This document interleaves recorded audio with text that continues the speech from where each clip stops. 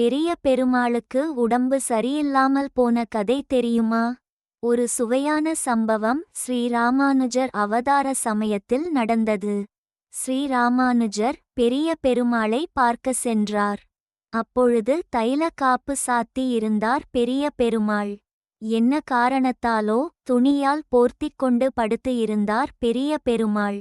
இதை பார்த்த ஸ்ரீராமானுஜருக்கு பெரிய பெருமாளுக்கு உடம்புக்கு ஏதோ சௌகரியம் இல்லையோ என்று மனதில் தோன்றியது.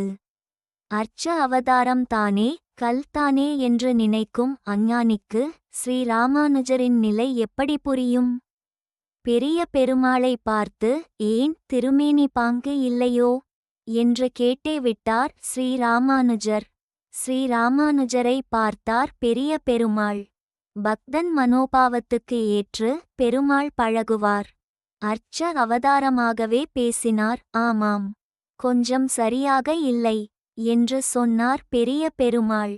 ஏன் இப்படி ஆனது என்று ஸ்ரீராமானுஜர் கேட்க, எனக்கு தயிர் சாதத்துடன் நெல்லிக்காயை வைத்து நிவேதனம் செய்துவிட்டனர்.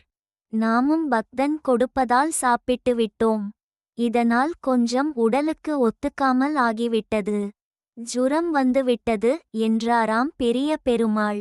தன் பக்தனிடம் பக்தனின் மனோநிலைக்கு ஏற்றாற்போல லீலை செய்வார் பகவான். அதுவரை ஸ்ரீரங்கராஜ்யம் நடத்தும் பெரிய பெருமாளுக்கு தன் ரங்கராஜ்யத்தில் அரச மருத்துவன் இல்லையாம்.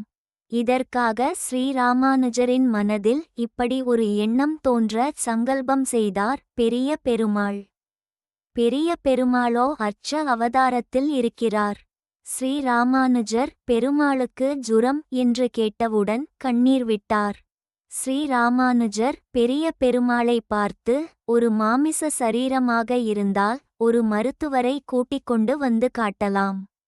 உங்களுடைய அப்ராக்கிருத திவ்ய சரீரத்துக்கு எந்த மருத்துவரை, டாக்டரை கொண்டு வந்து காட்டுவேன் என்று கண்ணீர் விட்டார். நமக்குத்தான் டாக்டர் இருக்கிறாரே என்றாராம் பெரிய பெருமாள்.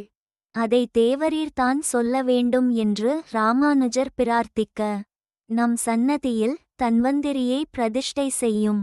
அவர் என்னை அடிக்கடி பார்த்துக்கொள்வார் என்று பெரிய பெருமாள் சொன்னார்.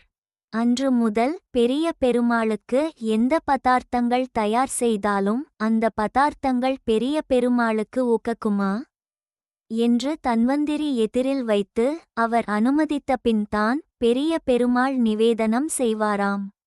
பெரிய பெருமாளும் தன்வந்திரி அனுமதித்த பதார்த்தங்களை மட்டும்தான் அன்று முதல் தொடுவாராம்.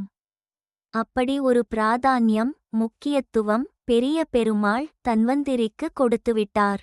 தன்வந்திரியின் பெருமையை காட்ட, ஸ்ரீராமானுஜரின் பக்தி பாவத்தை காட்ட பெரிய பெருமாள் செய்த ரசிக்கதக்க லீலை இது.